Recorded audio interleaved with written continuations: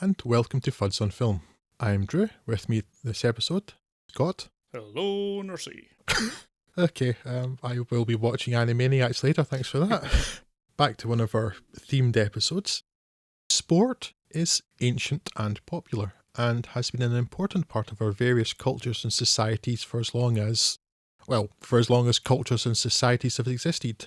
Little wonder then that sport should have seen a lot of representation in modern culture through cinema, though, given the popularity and pervasiveness of sport, perhaps not so much as one might suspect. It has been posited by many that a large number of sports films don't have a broad appeal due to unfamiliarity with the featured sport, but I'd strongly disagree, or at least argue strongly that that need not be an impediment to enjoyment. The audience not understanding the offside rule, not appreciating the significance of a 3-ball, 2-strike count with 2 outs and bases loaded in the bottom of the ninth, or not appreciating the subtleties of why one man did a better job of punching his opponent in the face than his opponent did to him are, for the most part, irrelevant. And that's because in most sports films, the sport really isn't the point. It's a hook, a framework in which to hang a much more universal story. Usually, the sport itself is an allegory for the exploration of something else, and the nature of sports, whether the discipline and training needed, drive and temptation, the perennial appeal of an underdog, or the get knocked down and get yourself right back up again mentality needed to succeed, lend themselves well to many narratives. In this episode, we're going to look at 6 films featuring 6 different sports and representing many of those things I just mentioned. We'll look at a fairly straightforward biopic, sporting rivalry where respect is maintained, a desire to win at all costs and the toxicity that generates, sport as a force to unite and inspire a nation, passion, choice and independence, and sport as a means to improve one's life. Now, before we actually get into the films, Scott, I just wanted to ask you, particularly bear in mind what I said about not needing an interest in sport to watch a film about sports. What is your feeling about that? Because I think, whereas I am quite a sports fan, you not so much. Well, this will be a good test because I don't watch any sports. I don't care a whit about any of it for the most part, and haven't since I was a young boy. I watched a bit of soccer as a kid. I watched a bit of Tour de France as a kid. I watched a bit of this, that, and the other as a kid. But as soon as I had agency over my own televisual schedules, it was basically off onto the Mega Drive and none of this sporting nonsense. Yes, so I guess we'll see how we get on with these films. But yeah, largely I agree with what you're saying, that the sport is a battle is basically a metaphor for life's battles, and that's more or less where we'll see in a lot of these films coming up. Yes. I think where there might be one difference, I'm curious whether it will come up or not, we'll see. Again, largely it's not relevant, but as I do like sport a lot, not all sports by any means, but there are a few that I'm very passionate about. 2 of which, in fact, we're going to cover in this podcast. And I think maybe the one danger for the person who does actually like the sport is you might get irritated or certainly distracted by things not being accurate. Yeah. But that doesn't really set us apart from any other film where things not being accurate really get on my nerves. So. Yes, a number of these films are based on a true story for some very loose values of base. But we'll get to that in due course, I think. Yes, and where true is any number between 8 and platypus. Right, so we are going to begin with a sport that is one of the sports that, I used to watch, but since every game seems to take 8 days to finish, although they play 2 games a day, which is a clever trick, it was more of a background thing, but was, and will probably be for quite some time, a very, very popular sport in the United States. So, Mr. Morris, let's dive into our sporting journey with some baseball. Yes, with the pride of the Yankees. Baseball has, of course, been formally recognised by the UN as the world's most boring sport, if indeed you can call grown men hitting a ball with a stick a sport. Baseball games, if something so antithetical to fun, can be called a game, often stretch on for upwards of 40 hours, making it only a slightly less reprehensible pastime than cricket. I hadn't seen Pride of the Yankees, a biopic of famed slugger Lou Gehrig, until just the other day, despite it being something of a touchstone for the genre, so it was good to visit this. Gehrig, for the uninitiated, which I would have counted myself amongst until, just the other day, is one of baseball's most successful baseballmen, hitting many baseballs with his baseball stick. And baseballist, I believe, is the correct term, Scott. Yes, and running in a circle like a dog chasing his tail, whereas a dog with an unusually large radius. I, I, I may not be giving the sport the respect I think it deserves. Let's try that again. Lou Gehrig was born at the turn of the 20th century to humble, if not dirt poor origins, and discovered he had a talent for baseball at a young age. Despite the wishes of his mother, played by Elsa Janssen, to go into a more respectable profession, he winds up pursuing baseball firstly on a college scholarship, and then after some largely skipped over turns in the minor leagues as a member of the famous New York Yankees, alongside other legends like Babe Ruth. Ruth plays himself in this biopic, but Gehrig is played, charmingly, by Gary Cooper, making his first, I think, Fuds on Film appearance. We must cover some more films of this era, really. While, unavoidably, this film must mention his career, it does take something of a backseat, Gehrig's achievements being fresh in the mind of the contemporary audiences, and this covers more his relationship with his family and his wife Eleanor, played by Theresa Wright. Gehrig had, by any standards, a remarkable career, and even as someone who understands very little of the statistics thrown around in the sport, it's clear he's one of the all-time great baseballmen. This film's not tasked with hammering home quite how remarkable a career it was, so it may require anyone not familiar with the sport to take on a little bit of extracurricular research in that regard, but it does a great job of showing Gehrig as nice a human being as there is.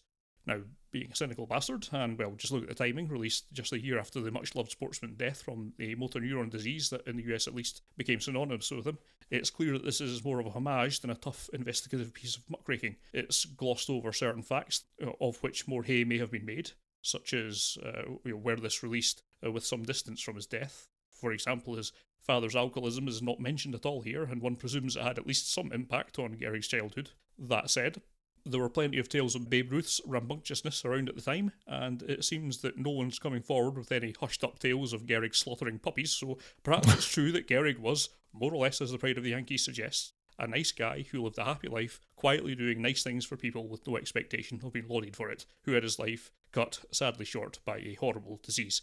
The Pride of the Yankees achieves handily what it sets out to do, lauding the life and times of a much-loved sportsman. It's light on drama and conflict, I suppose, so if it's rip-roaring rollercoaster than you're after, then this isn't the film for you, and it's perhaps a touch too hagiographic for some in this age of snark. It is a roundly positive elegy for Gehrig, and rather like the man himself, I've got very little negative to say against it.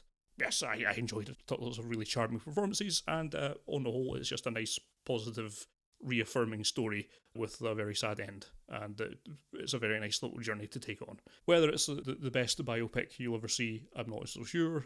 As I say, it's a little bit too on the nice side. There's not much reflection on any negatives of his character or really anything around his life, but that's not really the purpose of the film. That's not why it was made. It was made as a celebration of his life, and it does a really good job of doing that. I found this reasonably enjoyable. This, yet another of my storied infamous collection of DVDs that I've had for about 15 years and never watched. Watch the films I own? Why would you do that? That would be crazy, Scott. And I mean, I'd known the name Lou Gehrig for quite a while, and when I bought that, I was quite into baseball. It was actually probably round about the time I was really getting into baseball, and after first time I saw a Yankees match at Yankee Stadium, that sort of thing. And I'm a Yankees fan, so that probably has a good chance of having the same effect on any American listeners as somebody in Britain saying they're a Manchester United fan has, I think. Unfortunately, I'm not a Manchester United fan, so I'm not going to alienate them too. But yes, I knew a bit about Lou Gehrig, and he had this reputation for quite incredible consistency. And one of the more remarkable things was that he didn't miss a game in 2,130 consecutive games.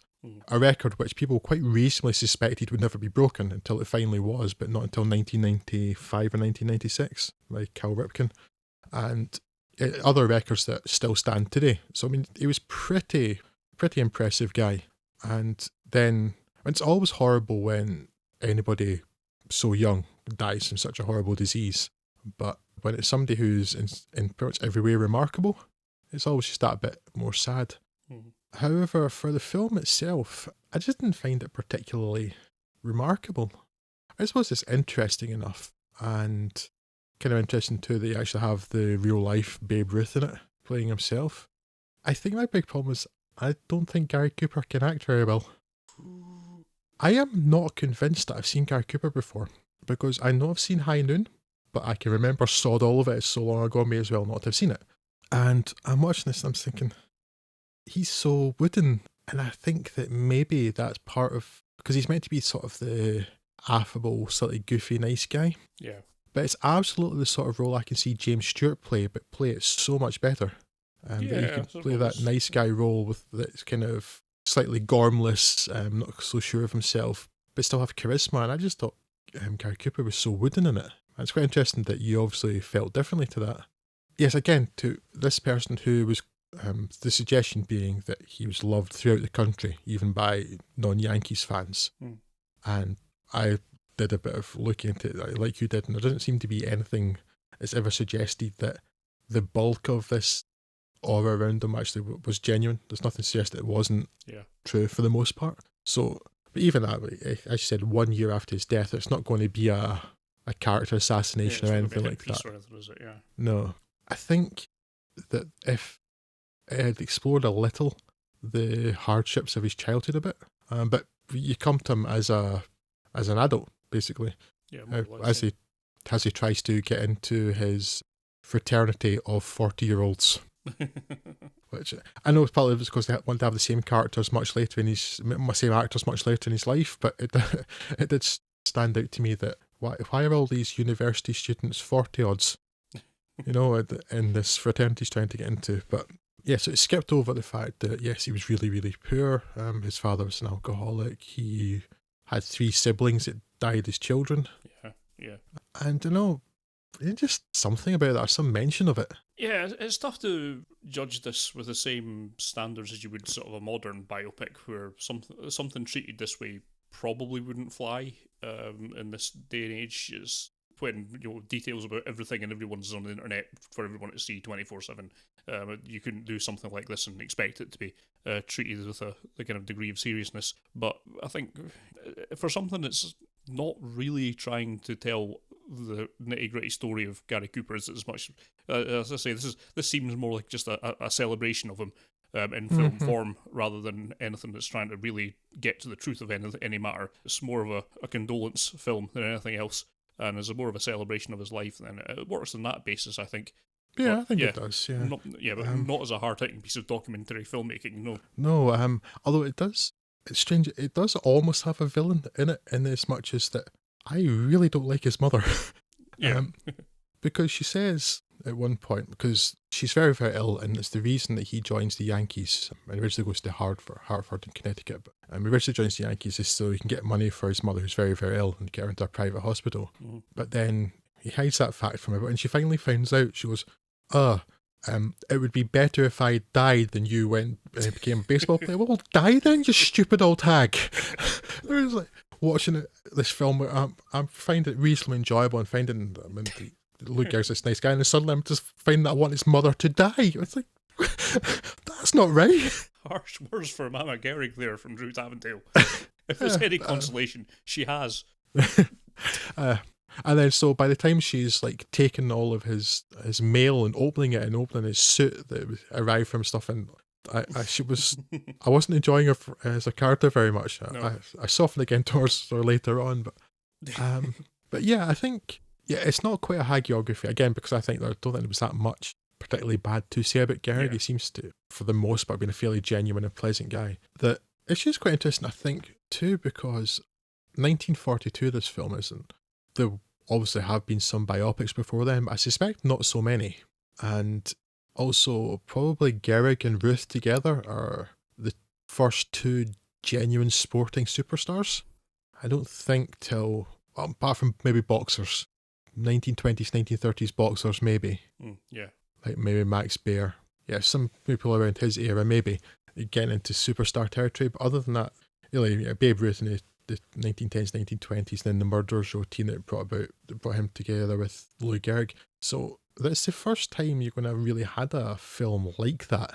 Mm-hmm. I guess maybe I'm woefully ignorant, and there's huge swathes of sport and biopics before that point of really famous people. But I think this is probably a fairly early benchmark for sport and biopic. Yeah. And obviously wouldn't be the last, but it's a pretty decent place to start off from, though.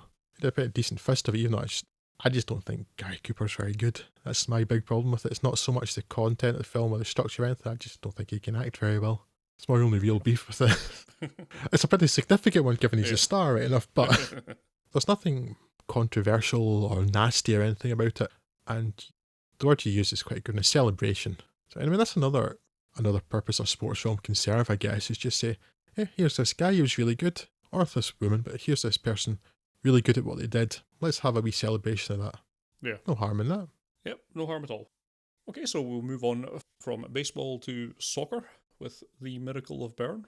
Drew, would you like to give us a bit of a rundown on that? Or football, as we all call it, Scott. Soccer, it's called. It's always seemed to me a strange thing that the world's most popular sport has never been featured more often on the cinema screen. Perhaps it's because the structure of an individual match lends itself less well to dramatic structure and imperative than, for example, many US sports, whose seemingly limitless stoppages allow ample opportunity for encouraging speeches or inspired tactical nous. On very much of a tangent though, most of these US sports predate TV, but I'm sure that TV executives at some point employed, or will employ, time travel to ensure the structure of the games allowed for as many advert-filled stoppages as possible, which is surely the only thing that can explain the Super Bowl requiring 4 hours for completion of 60 minutes of play. Tangent over. Likewise, boxing, that king of movie sports, lends itself well to dramatic conclusion, the inbuilt pauses allowing a steady ratcheting up of tension. While real football, of course, often has unbearable tension, it only appears as a result of having watched the whole match, and that is perhaps one of the reasons why some of the most successful football films, The Damned United particularly comes to mind, barely show any sporting action at all. Yes, perhaps it's that. Or perhaps it's just because Escape to Victory permanently ruined it for everyone to follow. Thanks, Sly. Still, the beautiful game does occasionally move from the sports channels to the movie channels, and so it was in Sönke Wertmann's 2003 Das Wunder von Bern, The Miracle of Bern, which recounts West Germany's unlikely triumph at the 1954 World Cup in Switzerland, and ties it to Germany's re-entering of the international scene in political and economic terms as well as in sports, and the Wirtschaftswunder, the German economic miracle that saw massive, rapid transformation and improvement in the economy and industry of West Germany in the 1950s. We begin in Essen, in the heavily industrialised Ruhrland, where the prevailing colour and mood is grey. Football mad Matthias is boot boy to Helmut Rahn, a player for Rot-Weiss Essen, who he looks at as a sort of father figure. His real father, Ricard, has been languishing in a Soviet POW camp for 11 years, and Matthias, his siblings, Bruno and Ingrid, and his mother, Christa, have made a hard but stable life together. Ricard is released by the Soviets and allowed to return home, but his disciplinarian ways and his cold and distant manner upset the family dynamic, and he struggles to return to civilian life. While Ricard and his family try to heal, so does the West German nation, and the national football team's qualification for the World Cup is seen as a positive, unifying and potentially uplifting common cause that the country can get behind. Rahn is picked for Sepp Herberger's national team, and the story divides between the team in Switzerland and Essen, where Matthias tries to follow his hero from afar while at the same time trying to learn who his father was and is. At the time of its release 14 years ago, there was a lot of grumbling from English critics about this film portraying Germany as the plucky underdogs and questioning why we should care and other such nonsense. To which I say two things. 1. West Germany, and later Germany, may be a 4-time World Cup winning football powerhouse now, but in 1954, and against an unbeaten in 4 years Hungary, with all-time great Ferenc Puskás inside, they were the underdogs. And 2. Shut up. When you're forced to live on an island where a large chunk of the population are seemingly incapable of stopping talking about Germany in 1966, this film is refreshing. There are, though, legitimate reasons to gripe about The Miracle of Bern. While I enjoyed it, it is decidedly Hollywood in structure, and the words crowd-pleasing and mawkish would not be out of place. The father, Ricard, has 2 particularly significant and emotional scenes. The first, where he opens up to his family about his time in Siberia, is quiet and touching, but the latter, when he breaks down in tears, feels both manipulative and extraneous. Acting-wise, it's pretty solid, with Louis Klamroth and Peter Lohmeyer as Matthias and Ricard, real-life father and son, in particular sharing some strong scenes, and Joanna Gasdorf delivering strength and warmth without melodrama as Christa.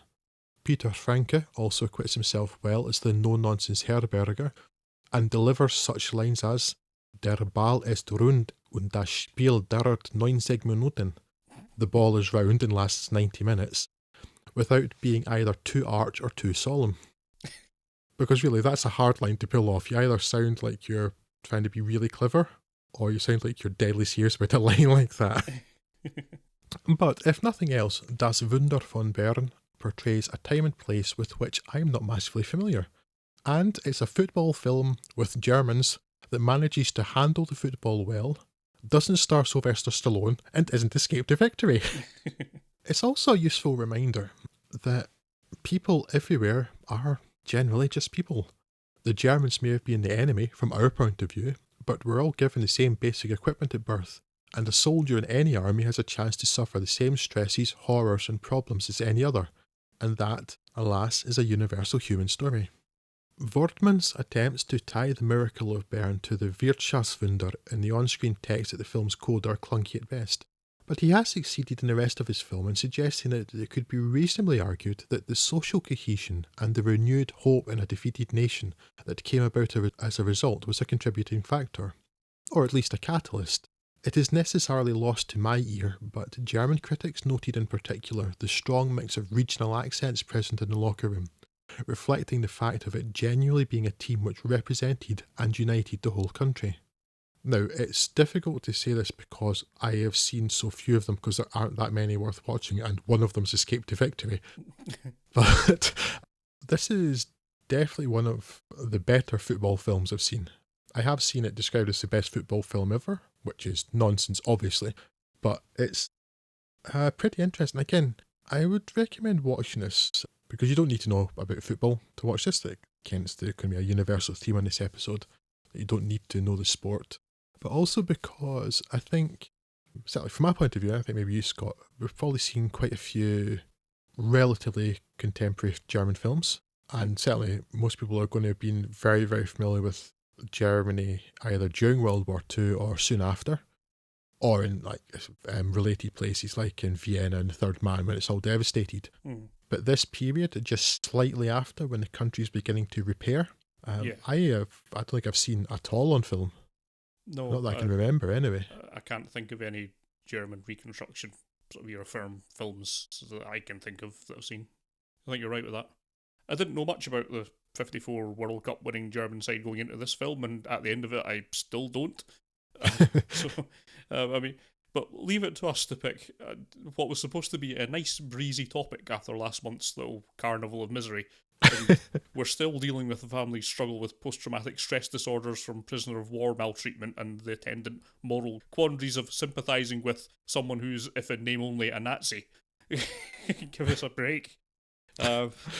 As for the film itself, I found it manifestly alright. I've no real complaints with it. It passed the time well enough. I agree with more or less what you're saying about the kind of its tendency to over-egg the mawkish pudding in places.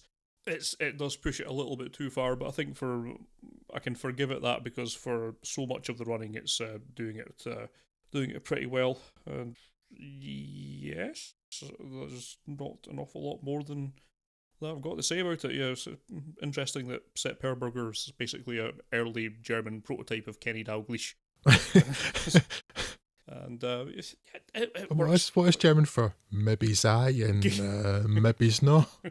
How do you think you'll win the game? We'll score more goals than the other team. Thanks, Kenny. Yeah, it's an interesting one. As you say, it's probably more interesting. I mean, football has almost no role in this film. It's something that's happening in parallel with the sort of a road trip at the end, and that seems to be more or less the extent of it. You don't really need to know anything about football to watch this film, and I think if you do have any interest in just watching something as how sport could perhaps knit a country together, give a kind of common focus on something that's altogether more healthy than other causes that have knit countries together in recent Particularly times. that country. Yes, it has a lot of interesting kind of parallels with that, and it's a well produced and it's a well made film. There's no particular complaints with it. You could maybe pick some faults with some slightly iffy compositing early doors, but it has very minor points in it, and yeah, for the most part, it is quite interesting. I don't think I'd be putting it very high up anyone's list. It's relatively difficult to track down, and it may well cause more bother than it's worth to do it. But if you do stumble across it, I would recommend giving it a look. And yes, it's an interesting film that I don't regret watching in the slightest. What it reminds me of, though I think this is a better film, as I say, I enjoyed it more, but it's similar in a lot of ways to Invictus. Yeah. Although that film definitely focuses on the sport more heavily. Yeah. There's a lot more of the actual rugby in that. Even in the final, which is surprising given that the final was only penalties, there were no tries. It's actually quite a dull final. And Eastwood managed to get quite a bit of drama out of what was actually quite a dull final sporting wise. But yeah, it's got a similar sort of structure about a country being united behind this common cause. And that's compelling. And as I say, it's the time and the place. Because I'm so unfamiliar with that. That alone for me made it worth watching. Yeah. Just to get an idea of, because it's not something that, I said it before, but not something I think I've ever seen covered in film before. Not something I've ever even seen much on TV or anything. There are like 8,000 documentaries about World War II. Yeah. There's basically sod all about what happened afterwards. Yeah. Which is weird given that where Germany is now and the economic powerhouse that it is now, might be interesting to see how it got there.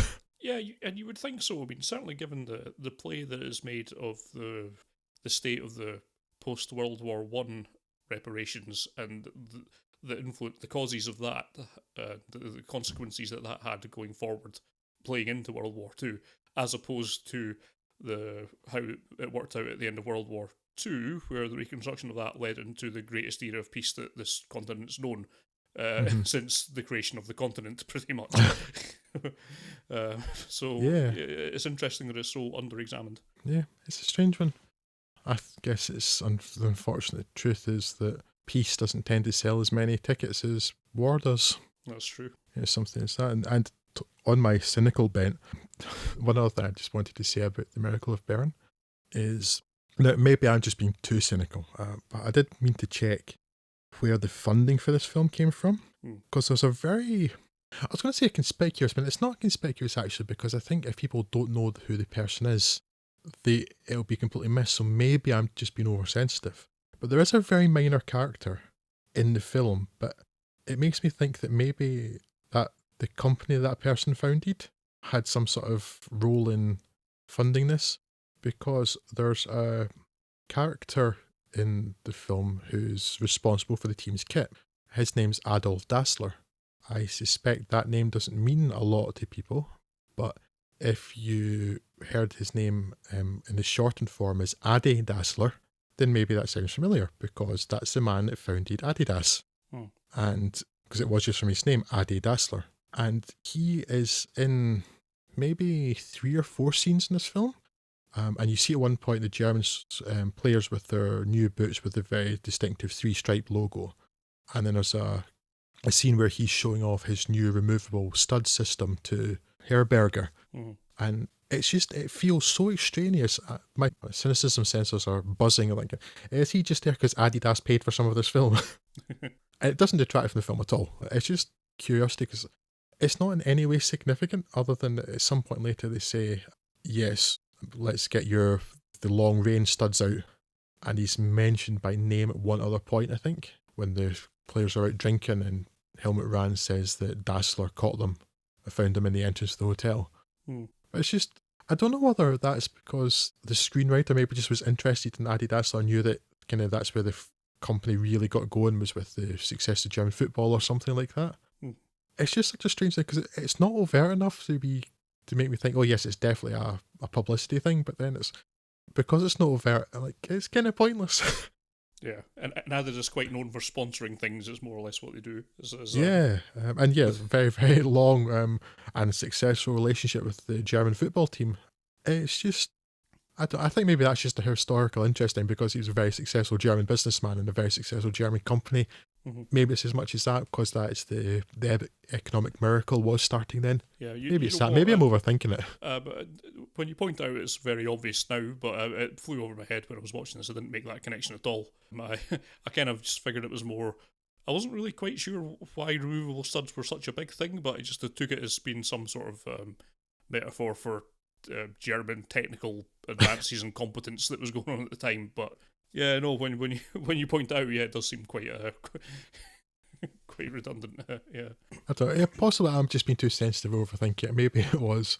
It's just because it is being tied into the economic miracle. Maybe it's as much as that. It's a wee nod to that. Doesn't detract from the film one way or the other. So no, it's not a problem. It's just a curiosity to me. Right then, we're going to stick, at least partly in the German-speaking world, and also come back to our own shores, come to Britain, Scott. We're going to, and then, really, I suppose, travel around the world. Another particularly international sport. We're going to my either second or third favourite sport. So I'm glad we're doing this one. We're going to the world of Formula One, which again also I know bores you to tears. Yes, with Rush. So Rush Formula One has, of course, been formally recognised by United Nations as the world's most boring sport, if you can call overpaid prima donnas pootling round in a circle a sport, with races taking upwards of 15 hours to complete. If racing is the correct term for this engine parade, it's an only slightly less reprehensible pastime than cricket. Rush, in this instance, of course, refers to Mega Man's dog from the classic Nintendo series.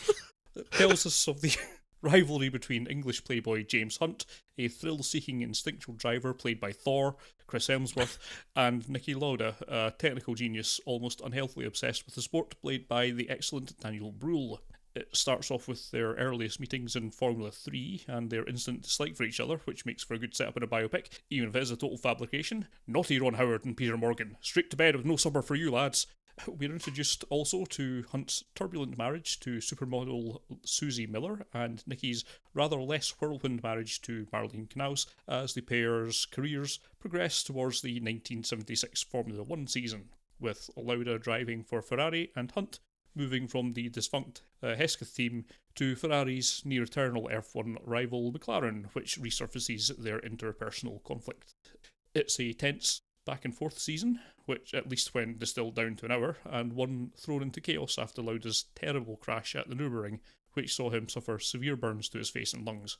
In a triumph of guts over sensibility, a still bloodied Lauda returns to racing in 6 weeks to try and nail down the Drivers' Championship, but a combination of Lauda's sensible precaution in the season's final race in Japan and Hunt's recklessness and drive sees Hunt triumph, proving himself in the eyes of the world and, most importantly, himself. It's a pleasure to revisit Rush, and is just as accessible to the non-F1 fan now as it is then. It's no surprise that Daniel Bruhl gives a great performance, perhaps a bit more so from Hemsworth after his subsequent vanishing into Marvel's black hole filmmaking, but here he is very good indeed. I believe my criticism at the time was that it doesn't do a great job of showing the progression of time in the early runnings, and it still doesn't, I suppose, but on reflection it's just skipping through to the interesting bits. And if you decided to play this as a drama rather than a documentary, that's fair enough. Well done, Ron Howard and Peter Morgan. Come down, have your supper. So, concerns about the absolute veracity of this aside, it's rather playing up the rivalry between Lauda and Hunt to a degree that wasn't really pleasant in actuality. They were roommates for a while, they weren't really all that upset with each other in general terms. That aside, it's a very enjoyable watch and is very well worth your time. Lots of really nice shots that get over how dangerous and how exciting it must be for F1 drivers to be going down the tracks. You get a really great impression of the speed, and Ron Howard does a pretty good job with that, and he reins in most of his tendency towards the sentimental side of things. This is very it's one dry. of the least Ron Howard films. Yes, and it's pleasant in the way that it doesn't go out of its way to show either of its two characters as being either the villain or the hero of the piece. Both have their flaws and both have their strengths, and you can appreciate both characters for what they are as the film progresses on through it. So yes, it's a really masterful job. It does a great job of telling a sporting rivalry, and it's a really good way of showing that. Now, it may not actually be true. or it is only true in a very limited sense. But that aside, it's a really good film in terms of how it shows it. So yeah, as long as you're not too hung up on the actuality of it, then yes, a very enjoyable watch indeed. I've always been very, very fond of this film. I've seen it multiple times now. And yes, it does overplay the rivalry in the beginning. Certainly there have been rivalries in Formula One, and sometimes they're a little bitter, but generally there's always respect because all of these people have always realised that they're doing a very dangerous job. Yes. I mean, it's not necessarily the sort of job you should laud someone for doing it's dangerous because they're doing it by choice, but still, it's very dangerous. And in that period in the 1970s, before Jackie Stewart's spearheading of the campaigns to really make F1 really, really safe, which it really is now, it's incredible, considering the speeds at which they crash and such like. But drivers were dying monthly. The attrition rate for drivers was horrendous. People were getting crippled, and literally you could go some races where a driver would die every race. You know, it was so bad, and there were these cars that were basically an engine on wheels and not an awful lot of bodywork to protect them, with unprotected fuel tanks that could burst into flames when they crashed because they crashed so fast that it punctured the fuel tank and burned. And instead of the really high-tech stuff like the Armco barriers and the sort of Tech Pro, the type they have now that can absorb a lot of impact, they had straw bales, which not only just absorb nothing, move when the car goes into them, are flammable. Yes. So the fact that more people didn't die is quite astonishing. So it's the point being, yes, that while there may have been rivalry, there's always respect. And that does come through in the film. Yes, it overplays it a bit at the start, but there's always respect because they realise that what they're doing is very dangerous. And there's always respect for the skill too. And that's one of the things I like about it so much too, is that there's a professional rivalry, but there's professional respect between each of these drivers. And Lauda and Hunt in particular, and that they're not trying to trip each other up, they're not doing stupid things to each other, they're not going to try and sabotage cars or something. It's like, this person's doing better than me, I'm going to work really, really hard to be better than him. You know, the way it actually works in real life too. And it turns out if you do what people do in real life, trying to just be better and train harder or drive harder or practice more or something, certainly in Lauda's case, whereas Hunt, certainly in the film, it suggests that he relies more on just raw talent, which certainly now you couldn't do. You'd need to do the work as well. Maybe it was in the 70s a bit different. But if you show the real stuff people do, it actually still makes for compelling drama. You know, seeing someone do a thing well is really rewarding. And talking of seeing people do a thing well, the acting is fantastic in this film. I would have liked to have seen more of the Hooray Henry of the Hesquith team because he's fascinating. Yes. It's a whole racing team basically run on champagne. It's fascinating and fantastic. Yeah, Daniel Brühl. Daniel Brühl's always fantastic. And he's almost doing an impersonation of Niki Lauda, because if you're familiar with Niki Lauda at all, which I know you're not, but his mannerisms, his speech pattern, and almost his accent is spot on for Brühl.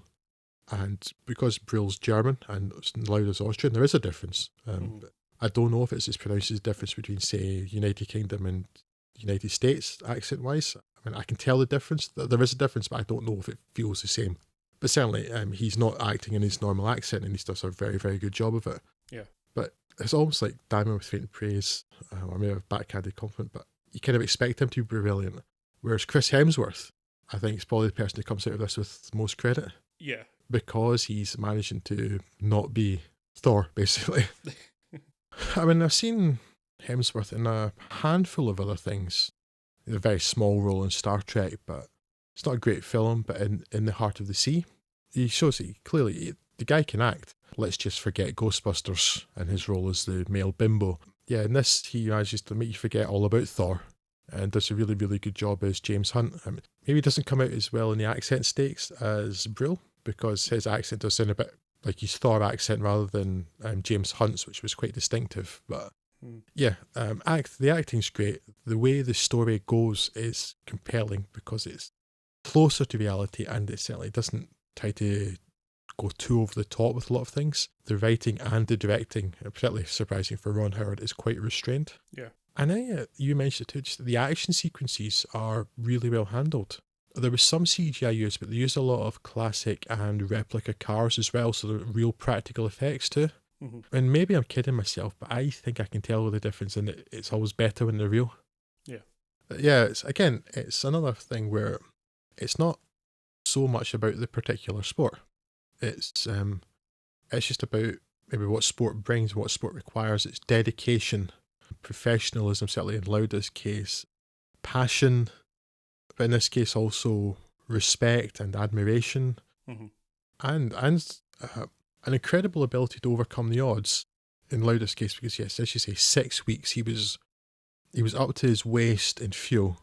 He was on fire. He lost so much skin. He lost his ears. He breathed all the fumes, and it's always the fumes that are the problem rather than the actual burning to the exterior of the body. And there's that horrendous scene where he gets this meter-long piece of steel put down his throat to remove fluid from his lungs. Yeah.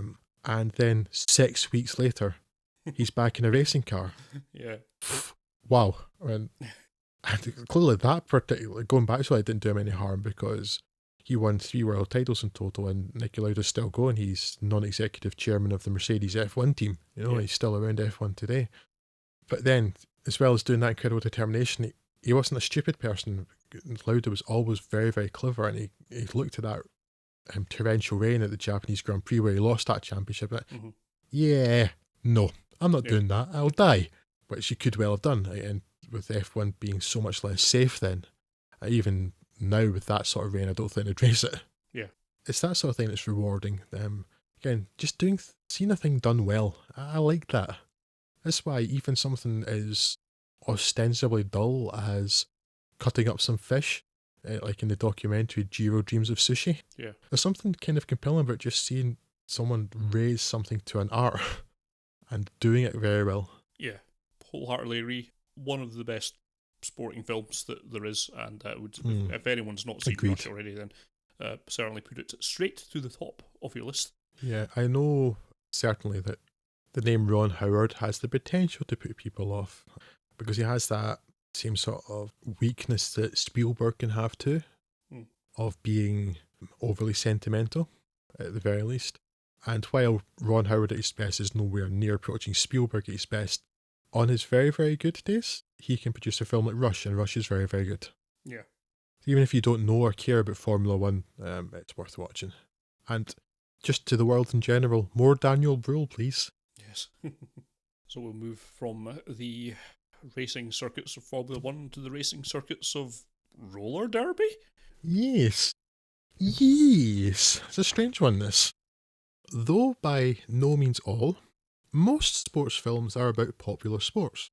That makes sense. That's basic economics, right? And, for instance, there are a pretty substantial number of cricket films, something Scott and I discovered while researching which films we would do for this, but obviously we're not going to do it because cricket. But there are a pretty substantial number of cricket films, but since cricket is, depending on the method of measuring, either the second or third most popular sport in the entire world, then that makes a whole heap of sense. Well, the connection between films and the popularity, not the popularity because it's cricket and makes no sense. But the popularity of a sport doesn't necessarily have any bearing on how often or how well that sport transitions to film. See football. But quite a number of films have taken fairly niche sports and successfully made a compelling story out of them. One such is Whip It, based on the sport of roller derby. Yes, I should probably add a question mark to the end of that, as Scott did too. Was roller derby? There are a surprisingly large number of films based on roller skating of some kind, i.e. there is more than one. But Whip It was a relatively timely one, being released just a few years after the revival of roller derby as a women-only competitive amateur sport in Austin in Texas. Now, don't ask me how the game works. I've seen this film 3 times now, and I'm still none the wiser on the intricacies of scoring. I just know that there's a lot of going around in a circle, many injuries, a lot of violence, and somewhere in the midst of this points are apparently scored. One team wins, and, most remarkably of all, no one is arrested or sued. Not that it matters, of course, because the point, as it almost always is, isn't about the sport but about the passion. Ellen Page's Bliss Cavender. Cavender? I can't remember how she pronounces it now. Ellen Page's Beluga Caviar is a is a high school student whose main pastime is taking part in mother-daughter beauty pageants with her postal worker mother Brooke, Marcia Gay Harden. These pageants are of great importance to Brooke, but to Bliss are a tedious obligation, and certainly not something that she'd choose for herself. On a trip to Austin, she discovers roller derby, a female pastime that is quite the antithesis to the genteel and mind-numbing pageant scene. I assume pageants have a scene. It's probably very slow and boring, but they probably have a scene. In an act of relatively mild teenage rebellion, 17-year-old Bliss lies about her age and signs up to a team called the Hurl Scouts. Taking for herself the nom de guerre, Babe Ruthless, she soon becomes a star. That also makes her a target, and her bruises and other injuries make it very difficult for her to conceal her secret from her mother. There's not much original here, and nothing that happens will surprise anyone. The one-time perennial losers begin to win and care about winning. The rebellious teen butts heads with her parents, especially her mother, who want to control her life and stop her following her passion. They eventually succumb and become fans. The heroine earns the respect of her rival. Really, nothing original. But, you know what? It's still kind of a nice film. First-time director Drew Barrymore lacks the experience to give the film a good flow. It's all angles and edges. But in her small on-screen role as the wonderfully named Smashley Simpson, she's a warm presence, as is the ever-great Kristen Wiig and Arrested Development's Aaliyah Shawkat. Marcia Gay Harden I always find difficult to warm to, but at least she's considerably more likeable than her character in The Mist. My internal Marcia Gay Harden weather vane, yes, of course I have one of those, don't you? Tends to get stuck on due Mrs. Carmody. We could have put Bend It Like Beckham in here and said much the same things because they're pretty much the same film, but lack of originality aside, it's still worth catching up on if you've never seen it. Yeah, it's just a nice film, isn't it? Yeah, it's fairly slight and not huge original, but it's nice, and I don't want to damn with faint praise by saying that. I mean it, it's nice, it's warm and it's pleasant and it's nice.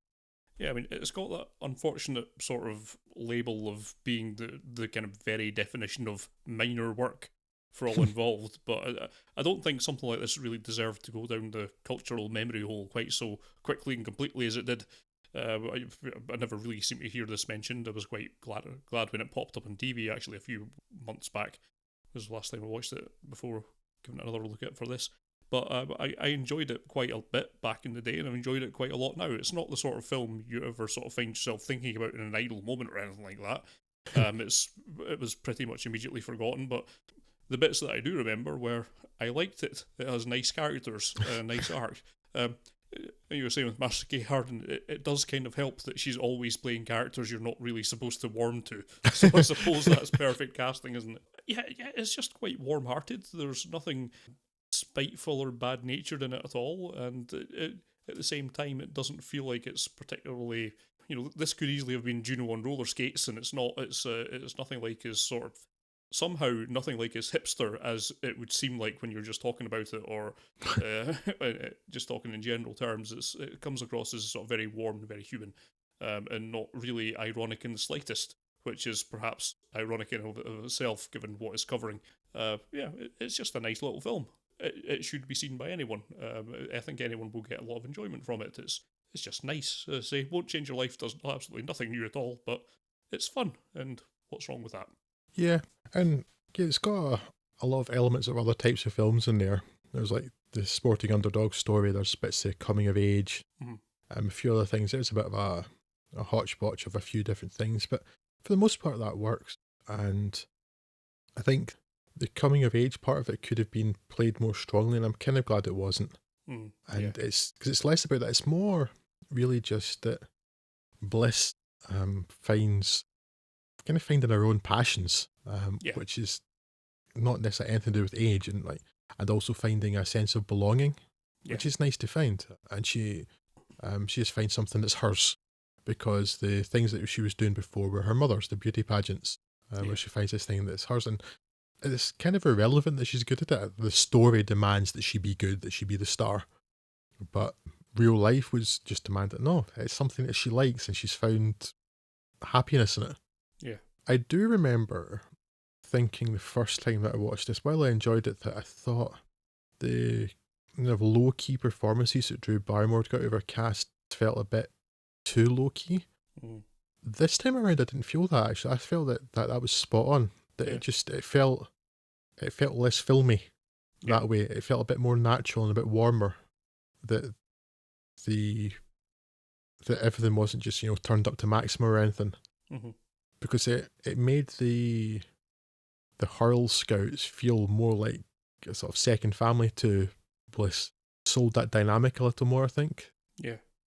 So, yeah, turns out that actually on, third watch now, because I watched it again, I don't know, last year, the year before, I think. It's because it came back into my head for something, because my head is one place where things like that will come into, even if the general public have banished it from theirs.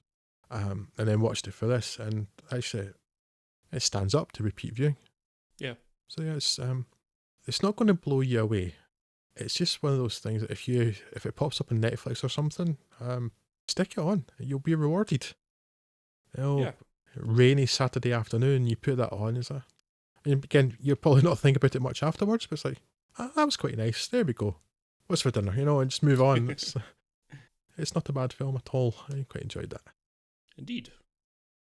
Okay, Scott, we're going to stick with women's sport, but we're moving to the other side of the world now to a rather surprising Disney film.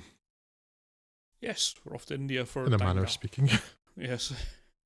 Dangal. Wrestling has, of course, been formally recognised by the United Nations as the world's most exciting sport, with athletes, nay, artists, like Hulk Hogan, Randy Savage, Ric Flair, Steve Austin, Necro Butcher, Kendo Nagasaki, Above Average Mike Saunders, Blaster McMassive and Flex Rumble Crunch, delivering joy to millions. Sadly, Dangal, a phenomenally successful Indian film from last year, focuses not on the excellent world of professional wrestling, but on amateur wrestling, which is obviously inferior. It's in the name, people. It might be sport, but can it guarantee entertainment? Well, such frivolity aside, Dangal is based very loosely indeed on the story of Mahavir Singh Phogat, played here by Amir Khan, and his daughters Geeta Phogat and Babita Kumari. Mahavir was a national wrestling champion, but due to what he sees as chronic underinvestment from the authorities, was never able to achieve his dream of an international level gold medal in wrestling. While he's still involved with training local youths, he gives up on his dream in favour of a job to support his family, with hopes of training a son to follow in his footsteps and capitalise on that dream. However, no such son is forthcoming, he and his wife having 4 daughters, rather churlishly, leaving Mahavir dispirited. The kids grow up, as kids tend to do, but it later appears that Geeta, played by Zahira Wasim as a youngster, and Fatima Sana Shekhar later on, and Babita, Shuni Bhatnagar and Sanya Malhotra, have inherited some of Mahavir's fighting spirit. After a schoolyard tussle, Mahavir takes this as a sign that they must be trained in the arts of wrestling and rekindles his dreams. Now, it may seem cruel to put youngsters through this intense training regime, and certainly the kids do not take well to it, but after attending an arranged marriage where the young teen bride-to-be laments the state of women's agency in their culture, albeit in less social justice warrior terms, the kids resolve to take this wrestling lark seriously, both out of respect to their father and the hope that it could offer them a better life and perhaps a way out of their small town. Cue the training montages and musical numbers as the two get better, stronger, faster, and start entering competitions and winning against the boys, before going on to compete at regional and national level. Geeta first being the elder, followed not so far behind by Babita. Geeta is tapped for international competition and is taken off to the national training camps, leaving her father's self-built training dojo for the comfort of the dorms and the temptation of, well, anything that's not wrestling, the iron discipline her father instilled slipping, and her new trainer, Wrongy McWrongface, wanting her to learn a very different style of wrestling that leads to a losing streak. This brings forth some conflict between Geeta and Babita, who sticks up for her father's teachings, and after some soul-searching, Geeta and her father reconcile and work to go together for the gold. Now, I've not seen a great deal of Indian cinema, next to nothing, in fact, which is on my list of things to remedy. Of course, there's all kinds of cinema that I've not seen, but mostly that's a lack of time or availability. There was never any particular intentionality behind that. Shamefully, there is with Indian cinema, as I was afraid the Bollywood way of storytelling and differences in culture would be too great a gap for me to give the films a fair shake. There is some of that showing in Dangal, I have to say. The place of women in Indian culture is inherently pretty shocking from a hardly perfect but much better than this Western perspective. And there's a few lines in here that were brushed past in such a fashion that I assume they're not at all controversial back in India, despite them being about sexually objectifying a 13-year-old girl, which certainly initiated a jaw-floor interface scenario. You talking about her first fight when he's saying, oh, Yeah. she's hot and I hope her t-shirt rips? Yeah, Yes, I found exactly. that really, really uncomfortable. That was squicky. Ugh. The other problems, relatively minor, I must add, are the usual based on a true story qualms, which is basically the entire second half of this film, from the introduction of the moustache-twirlingly evil National Coast, about which I'd be royally peeved if I were him. All of conflict of the second half is frankly a complete fabrication, and including a very stupid conclusion. Yes, I didn't check that, but I just called bullshit on that the moment I saw it. I was like, no, that did not happen. Yes, which is very obvious when you see what we're talking about. Yeah, the whole section of this is your nonsense. Apparently, they had a reasonably good relationship with the father and the trainer, and there was no such ridiculous conflict or anything like that going on. But truth be damned, it makes for a fun story.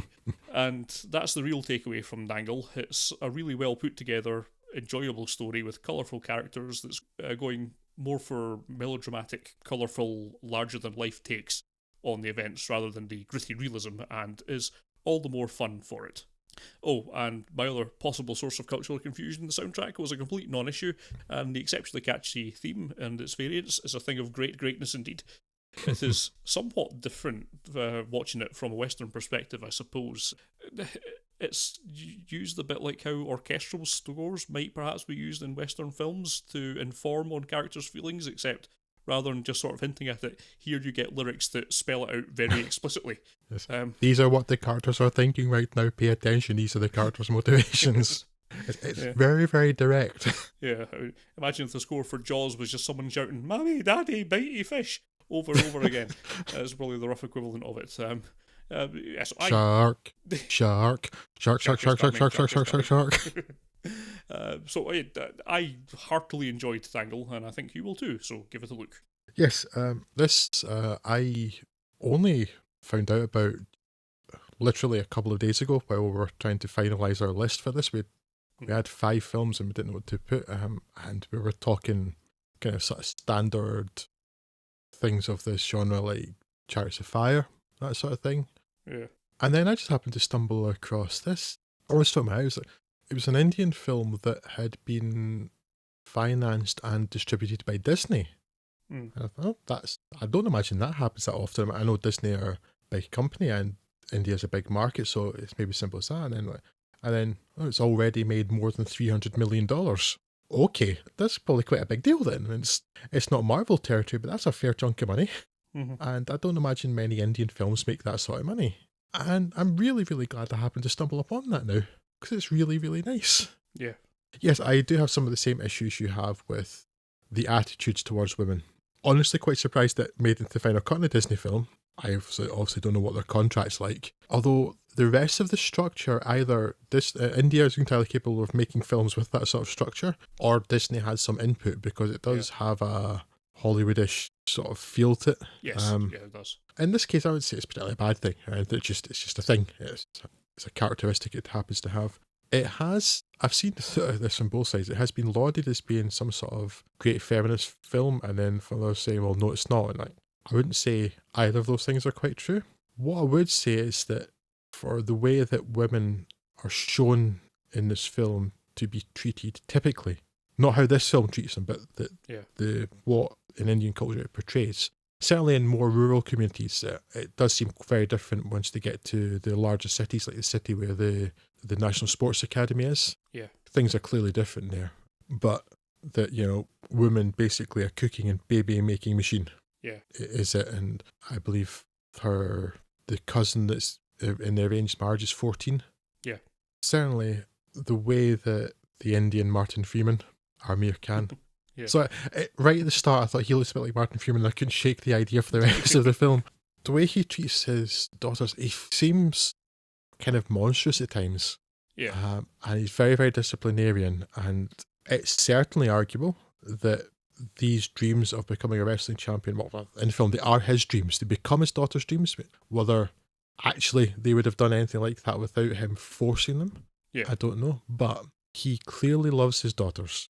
He's far from a perfect man, but he clearly loves his daughters, and he spends time with them, because you see with them and with his other two daughters later on in life, he is not doing what is suggested, at least, is the typical role for a father in that culture. He is sitting with the child, helping her with her spelling. Yeah.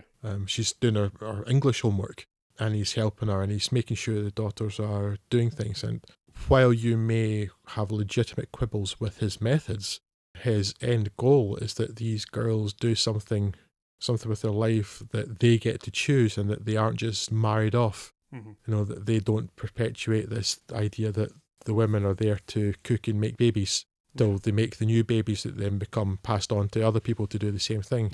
And from that point of view, it's really rewarding. And I don't know if it's the writing or simply Amir Khan himself, yet while he's kind of a scary looking guy at times, that you do always get this sense that there's some real tenderness there. And because of that, when you do see later on, I don't think this spoils anything, you do see some actual moments of tenderness and emotion from him, that they don't feel out of place. It doesn't feel like that's been demanded by narrative or anything, that it feels natural. Which is good, because in the second half of this film, not an awful lot is natural, because it basically turns into a pantomime. Yeah. With pantomime villainy. The performances are warm and really engaging, and so they sell those more emotional scenes very easily. And there's a lot of humour in it too, which is nice. And I think pretty much everybody except maybe the adult version of the nephew. Of Mahavir's nephew, who's nominally the narrator, I suppose. Yeah, the narrator, really. yeah. Yes and no, and also I'm not quite sure why the film has a narrator, but that's a beef I have with almost every film that has a narrator. But it's I'm not sure the adult version of him is all that great. No. Otherwise, I think everybody's fantastic, and the kids are great.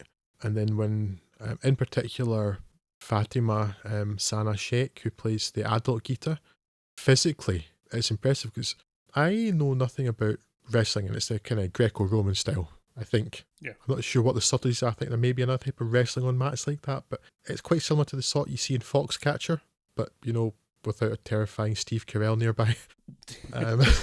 And it's really, I know nothing about wrestling. I don't think it would interest me, but I could follow it without, they do explain at one point earlier in the film roughly how the point scoring goes, but I don't think you need that, because you can follow quite clearly the way it's shot. You can understand more or less how it works.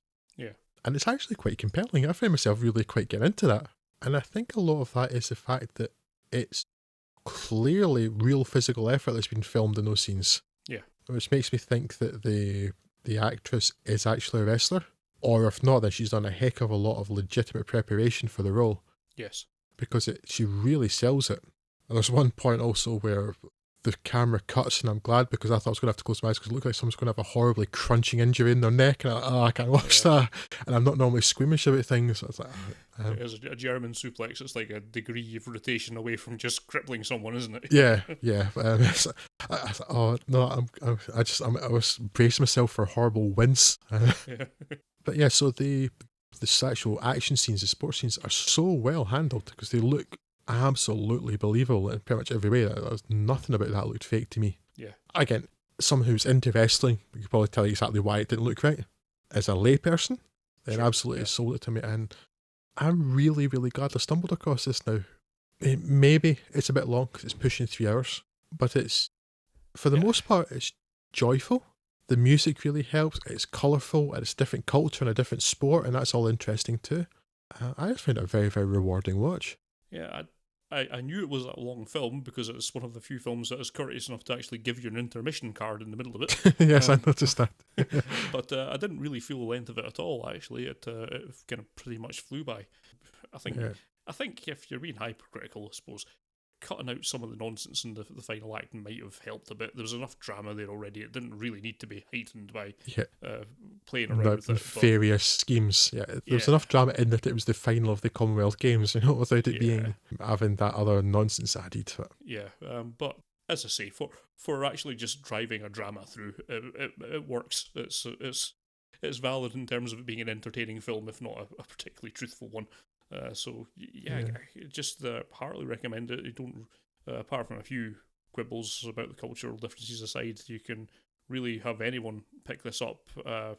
And it's very accessible. Yeah, very accessible, and even as you say, if you don't know anything about wrestling, it still manages to convey the beats that it needs to very well indeed. So yes, heartily recommend it, and I'm glad I stumbled across it, and it's certainly given me a drive to go back and look at the other list of 10 or 15 or so Indian films that I need to kind of catch up with to educate myself on this market, if you will. Yes, heartily recommend it, and a real surprise of the show, and perhaps, okay, it's not as good as Rush, but it's contending with it for my first view. Yeah. Quite enjoyed it very much indeed. Yeah, I am just so lucky. I'm happy I was lucky enough to stumble across that article.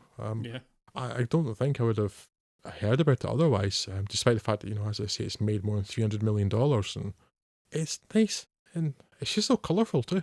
Oh yes, absolutely. Which is just nice. I watched this. Did I watch this the same day as The Miracle of Bern? I think so. It's a bit of a contrast, isn't it? Yeah, when there Brown are and colourful grey versus every colour. yeah, certainly there are the colourful moments in The Miracle of Bern, because there's the kind of picture postcard scenes in Switzerland. Yeah. But they're kind of pastel-y, whereas this was just, it was so bright and so sunny and so colourful, and I just watched The Miracle of Bern, which was grey. And it was nice. It was like the sun coming out. It's nice, and to boot, lovely film. That's the hidden gem in here, I think. Yes, I suppose this hidden gem is one that took 300 million could be, I suppose, but certainly in this market, I'd never heard of it being discussed in any particular one. I'm pretty sure it must have got a cinematic release already here, but it's just never shown up on any of my radars at all. So yes, $300 million and done by Disney. Hidden gem. Apparently, it was out here in December last year. But this thing, it's going back to what you were saying too, Scott, about Bollywood films and stuff. I've always been put off with Bollywood films because I assumed they were all just singing and dancing. And like, well, maybe they are, but maybe I might like them anyway. Yeah, I mean, that's what I'm thinking. The list I'm talking about, I just went through the IMDb top 250 and pulled out the Indian films that I'd not either seen or heard about, and that's given me a little list to catch up on. This was one of them. Yeah, if this is any basis to judge the rest on, I'm sure I'm in for a good time. And partly it's, I don't want to use the word ignorance. I don't really mean it like that, because I hope not. It's more just, maybe it is ignorance. I don't really know much about Bollywood. So whenever it comes to cinema listings, because the Cineworld do tend to show a fair bit of Bollywood stuff, I just skip over it because I don't know anything about it. You know, so I was like, when I'm looking at listings, I'm like, my eyes barely even flicked it. Yeah, and that's more or less where I was coming from as well. I've never taken the time to actually investigate it in any depth. I've just kind of assumed it was not for me because I'm not that big a fan of musicals. I assumed Bollywood stuff will be far more musically inclined, so I just made that connection and just wrote it off. And I don't think that's particularly fair without at least looking at it. If we're going to look at something like the French New Wave without having seen too much of it in advance, and we saw how that turned out, then it can't be much worse with Bollywood. So there's your rationale, if nothing else. It's got to be better than French New Wave. Also, there's just a possibility that simply one song's enough to get me in, because there's a clip of an Indian film. I think it could be Pakistani, but I think it's Indian. The clip of an Indian film in the film Ghost World, where they're singing the song Jan Pehchan Ho, and I've loved that song ever since I saw that in Ghost World, and I think it's a fantastic song. Never gotten around to actually watching the film it's from, which is just stupid of me. I don't know why. So yes, that's something to remedy, I think. And of course, there's also that truly epic Bollywood remake of The Matrix, combined with The Terminator, which I suspect at least you've seen, Scott, on maybe a half in the bag. I know I've seen something by Red Letter Media that I watched recently, actually. But truly, truly remarkable. in every way, remake of The Matrix with the Terminator and a bunch of other things thrown in for good measure. Yes, though, the point being, Dangal's great, and don't blame us for the theme tune getting stuck in your head. Yes. So we'll round things off with something that is very difficult to link back to Dangal entirely. So we'll just jump straight into the Tour de France scene with the programme. Yes. In the rest of the films we've covered in this podcast, sport has been either a neutral or positive presence, but sport often has a dark side, where corruption reigns and the desire to win illuminates all other concerns, especially those ethical or moral. Performance-enhancing drugs also often feature, and no sport is so tainted by that scourge, and no one person so embodies that dark side of drugs and a whatever-it-takes mentality more than Lance Armstrong. Stephen Frear's The Programme tells the true, please assume all usual caveats for the term based on a true story anywhere in the vicinity of a motion picture, story, of Irish journalist David Walsh's, Chris O'Dowd's, attempt to uncover Lance Armstrong's systematic doping that saw him win a record 7 Tour de France, cycling's most prestigious event. Armstrong and his team, consisting of lawyers, agents, doctors and corrupt officials, ensured that positive tests were either avoided or covered up, and rivals, witnesses and teammates were victims of intimidation and blackmail. Walsh himself was a victim, being persecuted both by Team Armstrong and his fellow journalists, being silenced by the threats of multi-million-pound lawsuits, and largely having both his career and his credibility ruined, until finally being vindicated. In Spain, this film is called El Idolo, The Idol, and its working title was Icon, both names which give clues to how and why Armstrong is able to get away with this for so long, and why it was such a monumental blow to so many, inside the sport and out, when the truth was finally revealed. The journalists and the public were awed, starstruck. The officials who turned a blind eye, at best, to Armstrong's indiscretions did so for the same reason, and because they knew how very, very hard the fall would be when Armstrong's star had lifted them all and their sport so very, very high. Sadly though, while the programme is an interesting watch, and without having to invent very much it has a wonderfully unlikable villain to root against, the programme is never really able to get to the bottom of what truly motivated Armstrong. And maybe that's an unfair assessment, because perhaps there is no why, at least in the way that would make for a satisfactory narrative. Lance Armstrong is a sociopath, something that is evident if you've seen the interviews he did with Oprah Winfrey. But I would have liked to have seen some more exploration of Armstrong's psyche. The film follows a good chunk of time from Armstrong's first performance in the Tour de France, when he's declared to have the wrong sort of body by Michele Ferrari, the very famous doping doctor, and that he... By Dr. Nick Riviera, yeah. Hi everybody, hi Dr. Ferrari, who I must point out is played by the same sort of level of terrible Italian accent by the Frenchman Guillaume Canet that any Brit or American is capable of doing. It's awful. And with a really, really interesting hairpiece. Yeah, so it follows Armstrong from his first Tour de France, and when Ferrari said that he basically couldn't win a Grand Tour because he was considered to have the physique for what are called one-day classics. It's like sort of long race over one day as opposed to something like the Tour de France or Giro d'Italia, which lasts for 3 weeks and are incredibly grueling. But after, I think at the age of 23, after Armstrong's medical scare with his testicular cancer, he comes back leaner and his physique having changed somewhat. And then basically turns up at Dr. Ferrari's door and says, "Right, Doc, how much cheating do I have to do to win all this stuff then?" And Ferrari goes, "Well, my boy, I can do all the cheating in the world and we'll make a success of this." Yes. Because the film it tries at no point to suggest that Armstrong was anything other than a villain the entire time. Yes. And by all accounts, it's absolutely true. It's, people are born sociopaths, I think. Yes, it then follows his remarkable and, for reasons of it not being believable, unbelievable ascent into the ranks of the greatest cyclists. And from the beginning and from his first win in the Tour de France, a lot of people thought, this is too good to be true.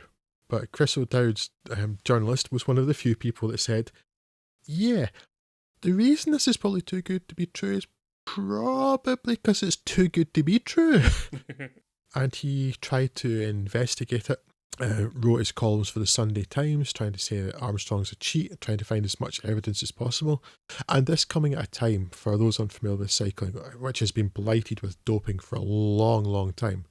And seriously, a long, long time. There's a very famous British cyclist who died in the 1950s on an ascent of the very famous mountain Mont Ventoux called Tommy Simpson, and people in Britain go, oh, he was this great cycling hero, but they tend to forget the fact that the reason he died was because he was exhausted and dehydrated from alcohol and barbiturates. The barbiturates which he was taking to improve his performance. So it's been happening a long time.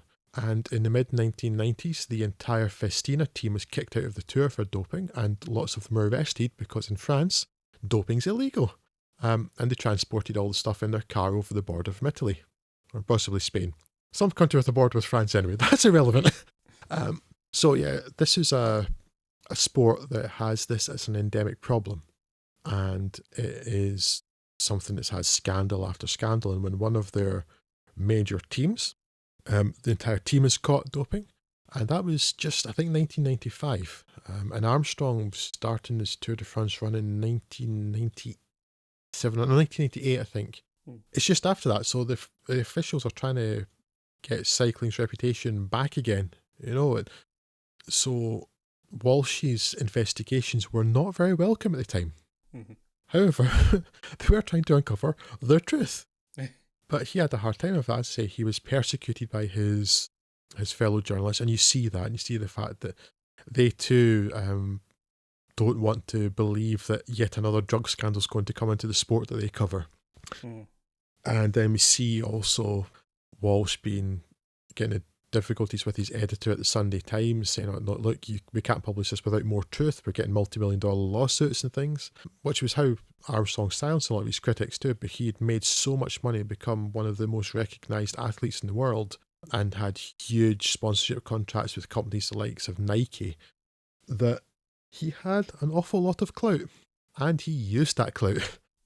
And so the film explores that, it uses a lot of David Walsh's book as a basis for what happened and the proof that we had that positive tests were covered up, etc. But then the film invents the more private moments. But it does all seem fairly cohesive. It seems believable. So if you've seen interviews with Armstrong and you've read other things about him. And as I say, while it would have been nice if it could have explored more what truly motivated Armstrong, because you know that he wants to win at all costs, but I don't know, I'd like some explanation of that, but maybe such a thing just doesn't exist. The film, despite that, the film does at least apportion some of the blame. It apportions it to the gullible journalists, the unquestioning public too caught up in the movie-like narrative of the cancer survivor conquering the world, the self-interest of far too many parties. So there are some great performances here. O'Dowd shows he can play it straight, and Jesse Plemons is believably tortured as the good Mormon boy gone bad Floyd Landis, who ultimately brought about Armstrong's downfall. But it's Ben Foster's show. His portrayal of Armstrong is compelling, energetic, and frankly a little scary. If you've seen any Armstrong footage, especially when he's being asked uncomfortable questions, then you'll marvel at how Foster somehow managed to coax his facial muscles to move in the same way as Armstrong's. It's a very, very strong performance. Less compliments can be paid to the director, though, whose direction's a little unfocused and doesn't trust the audience. Regular use of flashbacks to earlier scenes that we've already seen to contradict what Armstrong has just said are both distracting and unnecessary. We remember, we were paying attention, it was only 30 minutes ago. Trust in us. And talking of distractions, whether it's a casting or direction problem, I'm not sure, but Dustin Hoffman is spectacular out of place in this film. I don't know why he's there. That said though, and while this topic has been covered in more than one documentary in the last few years too, I would say Programme is definitely worth a watch. Yeah, you do wonder at the economic significance of getting Dustin Hoffman to do 2 scenes in 4 lines, maybe, I think it was, Yeah, something like that. The extent of my notes for the programme is Lance Armstrong is a prick. uh, and accurate, short but accurate. that was the main takeaway that I had from this, because obviously I knew what was going on. I mean, one of the youth sports I didn't pay any attention to as a kid was the Tour de France, because my dad was quite fond of it, and I sort of picked up some of that as well. So it was nice to see a little cameo from Phil Liggett as well. That brought some memories back. It's the voice, isn't it? It's such a distinctive voice. Yeah. The film itself, fine. To be honest, I could take it or leave it, but it's not made a hell of a lot of an impression on me. This was the first I'd seen of it. I like Chris O'Dowd as an actor, but I don't feel he's doing anything particularly special here, and I don't think more or less anyone is outside of Lance Armstrong, who's creepy as all hell. He is just... he seems like he'd be starring in one of those news stories that ends where you turn the gun on himself, doesn't he? He just seems like an absolute freak show. And, actually, no, I would... the only reason I disagree with that is because Lance Armstrong was talking about as a person who would basically have to be brought down possibly by a tank. That he would just keep... The gun bit, I absolutely believe, but never turning it on himself. He's too special. But shooting other people, yeah, I absolutely have no difficulty believing that at all. I don't think I've really got an awful lot to say about it. It's perfectly fine, and I enjoyed it for what it was. I don't really think you need to know anything about cycling at all to just have this as a kind of interesting character study of someone who is driven for reasons we're not quite sure of, just to win at all cost. But it's really more about... It's less a character study of him, I suppose, than it is a character study of Chris O'Dowd's character, the guy who's trying to just get to the bottom of it at essentially all costs as well, because it's had some significant repercussions, as you mentioned, for his career during the course of the investigation as well. So it's sort of interesting for those experiments, but interesting on those angles, but I don't think it ever really picks one route to go down, and it just sort of dabbles a bit in this and it dabbles a little bit in the other, and it, like you say, it just feels a bit messy and unfocused. It's not being... It feels like the kind of thing that should be driven either entirely from Chris O'Dowd's character's point of view or entirely from the Lance Armstrong point of view, and not just sort of fiddle about between them, and leaves it kind of strangely unbalanced in the end.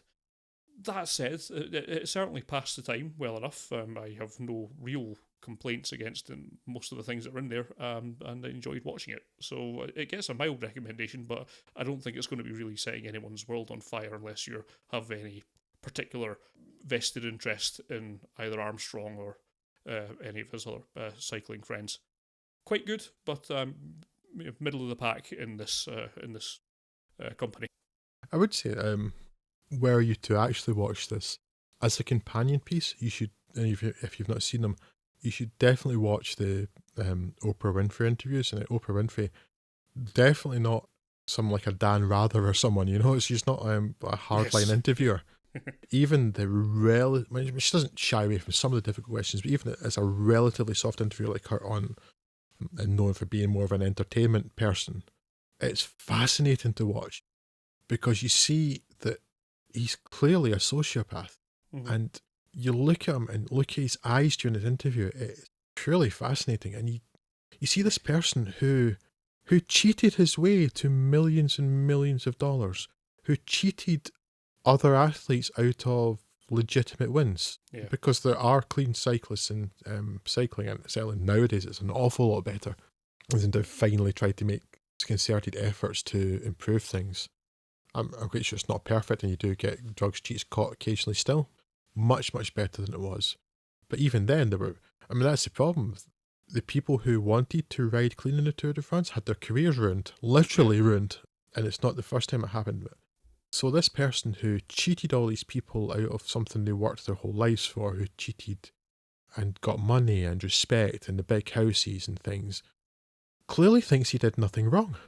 It's a truly fascinating interview. And I know this is not the purpose of our podcast, but if you happen to watch the programme, I just want to encourage you to watch those interviews too, because it's fascinating to see this man who who's saying, yes, I cheated in every single one of his 7 Tour de France wins. I mean, he admits it, but you can see by his eyes, he's thinking, yes, so what?